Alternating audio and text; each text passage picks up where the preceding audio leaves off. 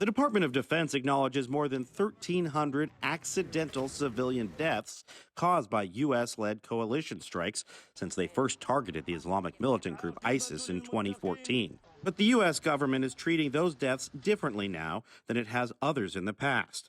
A Newsy investigation revealed a military program designed to provide civilian relief with condolence payments has stalled in Iraq and Syria. Now, U.S. Senator Patrick Leahy is citing Newsy's story while calling on the Pentagon to reverse course, saying it's common sense, it isn't expensive, and it can make a world of difference to those who suffer grievous harm from our actions.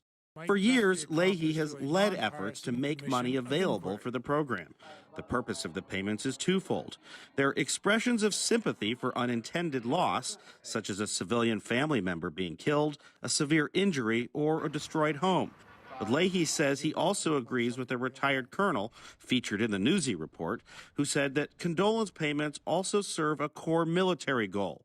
They can prevent locals on the ground from radicalizing. If you don't do it, then, of course, you get the allegations of arrogance, of not caring. It becomes easier. The insurgents' message, particularly if you have American forces involved, is, hey, here come foreigners. They speak a different language. They have a different religion. Everything about them is bad. David DeRoche spoke to us in his role as a professor and not on behalf of DOD, which runs the National Defense University where he teaches. You want to minimize the population of aggrieved people who become pre-radicalized and identified. Still, Newsy found just 3 condolence payments made in Iraq since the end of 2011.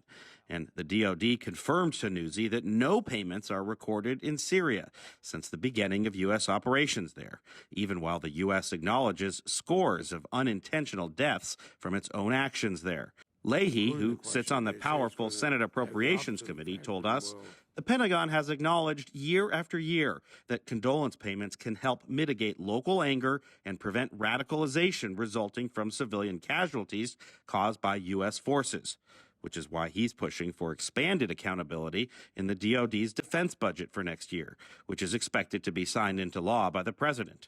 The new budget sets aside $3 million for the payments. Plus, the bill authorizes payments to be made in any country. Leahy says there are obvious challenges to investigating claims and making condolence payments when U.S. forces are not deployed on the ground, as in Syria, but there are ways to do it. And rather than make excuses, the Pentagon should find solutions.